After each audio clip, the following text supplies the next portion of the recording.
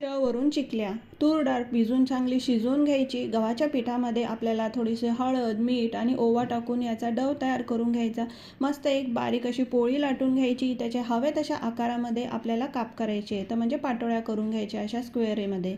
त्यानंतर आता वरणाला फोडणी देऊया. हळद, जिरं, मोहरी, हिंग, लसूण, मिरची, कढीपत्ता, टोमॅटो टाकून छान अशी फोडणी द्यायची. आपली शिजलेली डाळ त्याच्यामध्ये टाकायची. मला थोडं आंबट गोड वरण आवडतं, त्याच्यामुळे याच्यामध्ये थोडंसं मी गूळ टाकला आणि आमसूल टाकला आहे.